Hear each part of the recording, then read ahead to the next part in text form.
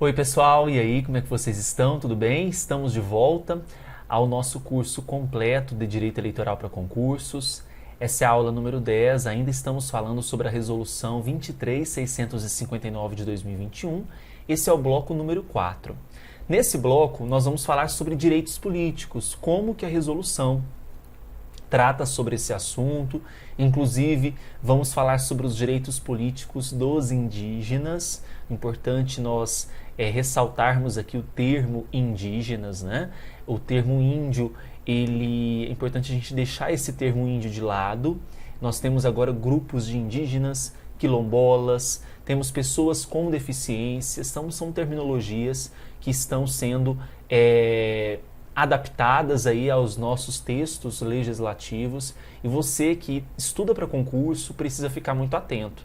Inclusive, nós tivemos uma questão recente questionando qual que era a terminologia adequada para pessoa com deficiência. As alternativas era pessoa portadora de deficiência, pessoa com deficiência, e a gente sabe que é o Estatuto da Pessoa com Deficiência, né?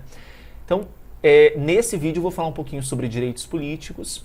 Você que é nosso aluno, que adquiriu o curso lá no site, tem acesso a essa aula completa, né? Esse bloco completo. Você que está aqui no YouTube tem um pedacinho da aula, então fique muito atento. Caso queira adquirir o curso completo, é só acessar o site eleitoralcombruno.com.br. Então vamos começar. O primeiro aspecto que eu quero falar com vocês é o seguinte.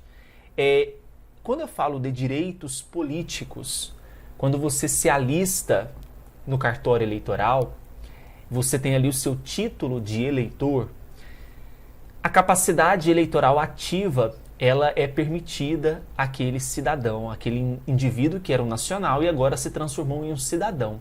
Ele pode votar, né? Ele tem o título de eleitor. Esses direitos políticos, em um cenário mais abrangente, ele envolve uma série de características, né? Como o direito de votar, o direito de ser votado. E o alistamento eleitoral é um dos requisitos para, por exemplo, exercer a capacidade eleitoral passiva, que é o direito de ser votado. O alistamento eleitoral também ele é importante para que você tenha o direito de votar. E como que é adquirido o alistamento eleitoral no Brasil, segundo a resolução? Como que se assegura esse alistamento eleitoral a partir desses direitos políticos? Bom, primeiramente, todas as pessoas brasileiras que atingiram a idade mínima constitucionalmente prevista, e você vai lembrar que a idade mínima hoje para se alistar é 16 anos. O alistamento eleitoral, não confunda com o alistamento militar, tá bom?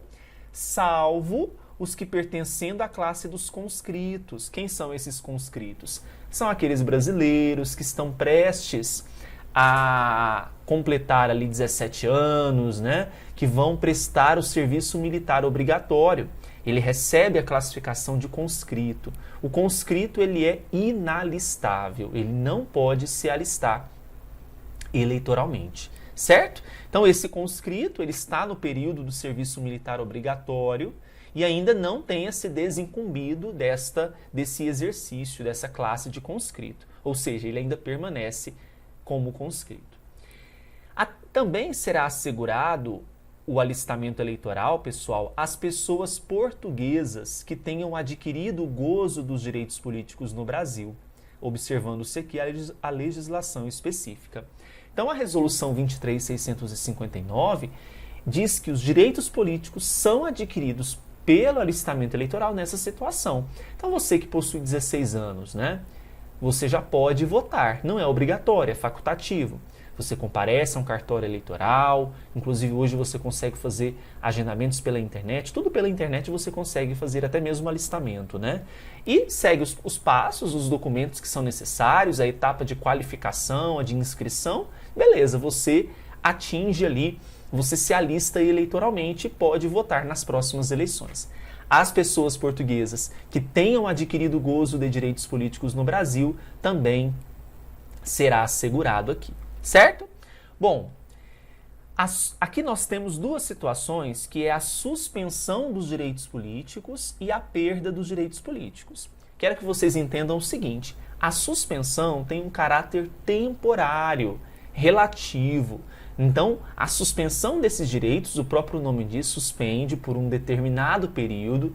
Terminado o período que ensejou a suspensão, esses direitos políticos são restabelecidos. Já na perda, não. A perda tem caráter definitivo, absoluto. E a resolução diz assim, que a